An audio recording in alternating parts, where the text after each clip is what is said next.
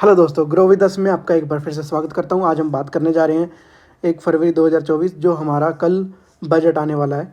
और इस बजट के बारे में मैं बताना चाहूँगा कि इस साल हमें ये 2 बार बजट देखना होगा। ठीक है, एक बार तो अभी 1 फरवरी 2024 को आने वाला है और एक बार आएगा जून में। क्यों आएगा? क्योंकि इस साल है इलेक्शन। जनरल इलेक्शन के बाद जो भी सरकार बनेगी फिर वो फुल फ्लेज एक बजट पेश करेगी। तो दोस्तों, आपको क्या लगता है कि किसकी सरकार आने वाली है? तो कमेंट करके ज़रूर बताइएगा। तो दोस्तों, बात कर लेते हैं जो कल बजट आने वाला है 1 फरवरी 2024 को। ठीक है, वो उस बजट में क्या कुछ रहेगा, क्या एक्सपेक्ट कर सकते हैं हम। तो पहली बात तो मैं आपको बता दूं कि ये 2 महीने के लिए बजट है। ठीक है, उस 2 महीने के बाद जो सरकार आएगी वो अपना फुल फ्लेज्ड सेकंड जो बजट रहेगा वो यहाँ पे पेश करेगी। वो रहेगा जून में रहेगा सेकंड बजट। ठीक है, फुल फ्लेज बजट बोल लीजिए इन्हें। ठीक है, तो जो अभी करंट में जो सरकार है उन्होंने लास्ट के 10 सालों में क्या किया है, तो हम लास्ट के 10 साल का देख लेते हैं कि उन्होंने क्या किया है। तो वो उससे हम एक्सपेक्ट कर सकते हैं कि वो कहाँ पे मतलब फोकस कर सकती है या बजट में क्या एक्सपेक्ट कर सकते हैं हम लोग।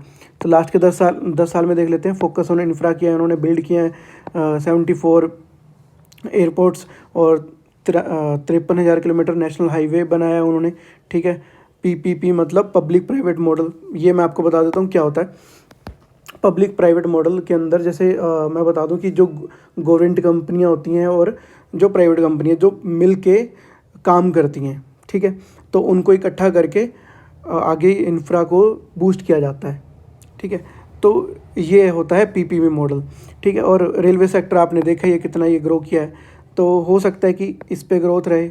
फिर जैसे अपना पीपी मॉडल पे भी ग्रोथ रहेगी, मतलब इस पे भी फोकस रह सकता है। ठीक है, नेशनल हाईवे भी 53,000 किलोमीटर बना है, तो हो सकता है कि और हाईवे बनाए जाएँ तो और इस पे बात की जाए। तो मेन मेरा कहना है कि इंफ्रा पे फोकस रह सकता है। ठीक है, अगर इंफ्रा सही से होगा तो इससे, क्योंकि सारे जो सेक्टर हैं इंफ्रा से ही जुड़े होते हैं। इंफ्रा से जुड़े हैं तो पावर सेक्टर भी कहीं ना कहीं इंफ्रा से जुड़ा हुआ है। इंफ्रास्ट्रक्चर बिल्ड होगा तो एक जो देश है वो जाना जाता है इंफ्रास्ट्रक्चर से ही। ठीक है, उसके अंदर इंफ्रास्ट्रक्चर अच्छा होगा तो नो डाउट उसकी जीडीपी ग्रोथ सब अच्छे से ही होगा। ठीक है, अब बात कर लेते हैं हम दूसरे सेक्टर के बारे में। तो दोस्तों, बात कर लेते हैं सेकंड मैन्युफैक्चरिंग सेक्टर की, जो कि हमारा दूसरा सेक्टर रहेगा इस फोकस में। ठीक है, सेमीकंडक्टर की बात कर लेते हैं, सीमेंट की बात कर लेते हैं, स्टील की बात कर लेते हैं और ईवी की बात करें। मैन्युफैक्चरिंग सेक्टर में जो नंबर 1 है वो है चाइना। हम भी बन सकते हैं, इंडिया भी नंबर 1 बन सकता है। ठीक है, लेकिन उसके लिए फोकस करना होगा इन चीज़ों पर।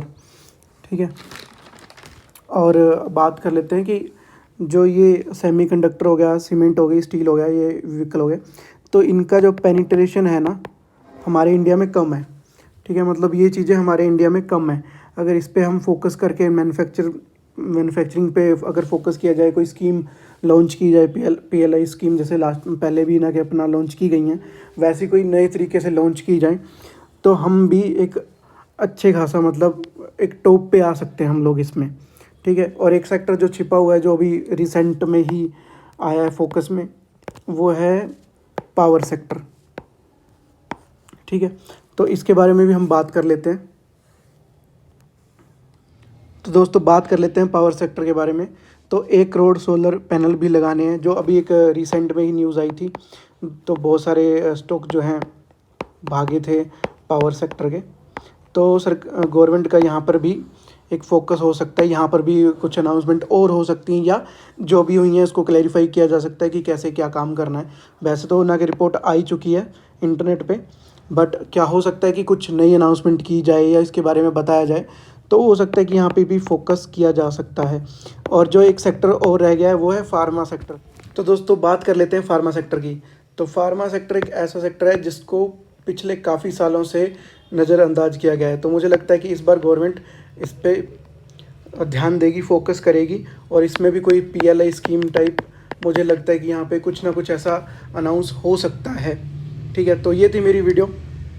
अगर आपको ये वीडियो अच्छी लगी हो तो कृपया करके शेयर कर दीजिएगा, सब्सक्राइब कर दीजिएगा, लाइक कर दीजिएगा और कमेंट करके ज़रूर बताइएगा कि क्या एक्सपेक्टेड है आपके लिए कल का जो बजट आने वाला है, कि क्या क्या अनाउंसमेंट हो सकती हैं। ये ज़रूर बताइएगा कमेंट करके। तो मिलते हैं अब अगली वीडियो में।